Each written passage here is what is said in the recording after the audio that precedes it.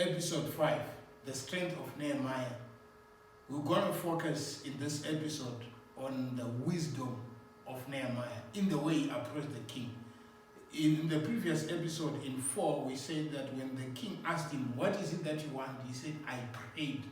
Then he presented his request.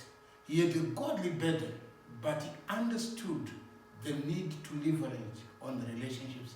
It doesn't matter how you feel that God has called you, how you feel that God has sent you, you still need human relations to make certain things happen. Now in verse 5, as he's speaking to the king now, he said, and I answered the king, and I said, if it pleases the king, and if your servant has found favor in his sight, let him send me to the city in Judah, where my ancestors are buried, that I may rebuild it. Verse 6, then the king, with the queen sitting beside him, asked, how long will your journey take? When will you get back? And I said, if it pleases the king to send me, I will set the time. Verse 7, I also said to him, if it pleases the king, may I have letters to the governors of the Trans-Euphrates so that they will provide me safe passage until I arrive in Judah. You know, here's an interesting thing in the way Nehemiah is approaching this whole thing. I just want us to look at 3 important things. Number 1, the manner of his asking. If it pleases the king, he honors the king. He makes sure the king realizes that he's respected by him. Not only that, if it pleases the king, what is he doing? He's making the king feel obligated. While he could place a demand on the king, I feel this burden, God has spoken to me, but he went the route of relationship. If it pleases the king. So the king felt respected, felt honored, and so the king feels, I have an obligation to help this man. Number 2, he makes his mission very clear. He says to the king, if it pleases the king, let me go and rebuild the city of my ancestors. Remember, this was a treasonous thing, so to speak.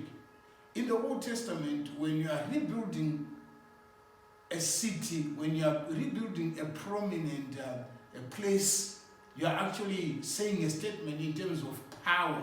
So this is what Nehemiah was going to do, but he did not hesitate.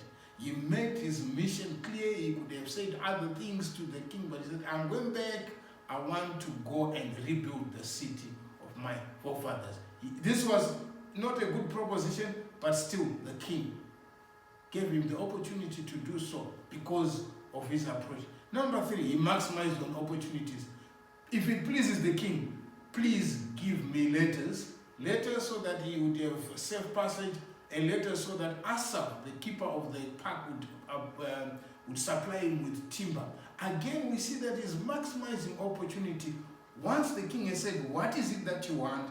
He says everything. He doesn't want to go and come back and say, by the way, king, I'd forgotten about the timber and all that. Very, very important for us to understand that there are people in places that can extend favor to us. We shouldn't dishonor them.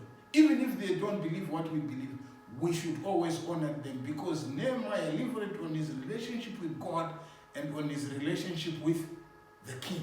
And he presented his request. Just we are reminded, 2:52 of Luke, how Jesus grew in favor with God and in favor with men.